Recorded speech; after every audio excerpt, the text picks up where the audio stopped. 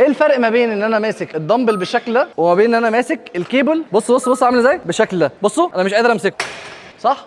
لكن هنا انا قادر امسكه. يبقى ايه الفرق ما بين ده وده؟ ده ما علوش تحميل دلوقتي على الكتف، انا ممكن افضل ماسكه ايه ساعه، لكن ده انا ما قدرتش امسكه 3 ثواني على بعض، الوزن اللي هنا تقيل جدا فانا مش قادر ايه امسكه. يبقى انا هنا في الوضعيه بتاعه الانقباض او الاستطاله انا عندي نسبه تحميل، يبقى اصبح بالنسبه لي في الكيبل انا عندي مقاومه مستمره. طب وده سببه ايه؟ تحليل ذراع العزم اللي موجود مختلف. طب ازاي التمرين ده؟ الحمل عندي بيتحلل ازاي؟ الفورس عندي هنا مختلفه عن الفورس هنا، ده اللاين اوف فورس. الوزن ده عايز يقع ازاي؟ عايز ينزل لتحت، يبقى انا كده بالنسبه لي اللاين اوف فورس نازل لتحت، المسافه مش موجوده، المفصل هنا، تمام؟ طب هنا انا عندي الوزن نازل لتحت، المسافه موجوده، المفصل هنا، فاصبح بالنسبه لي كل ما ببعد الوزن عن المفصل والمسافه هنا بتبعد يبقى المومنت بيزيد، لكن كل ما بقلل التحميل عليه بيقل فالمومنت بيقل، فالاجهاد الفعلي على العضله بيقل. يبقى انا هنا اهو تحميل عالي جدا على الكتف، تحميل منعدم على الكتف. تعال بقى الناحيه الثانيه، هنا اقصى نسبه تحميل على الكتف. طب ليه؟ انا هنا دلوقتي الوزن عندي مش نازل عن طريق الجاذبيه، اللاين اوف فورس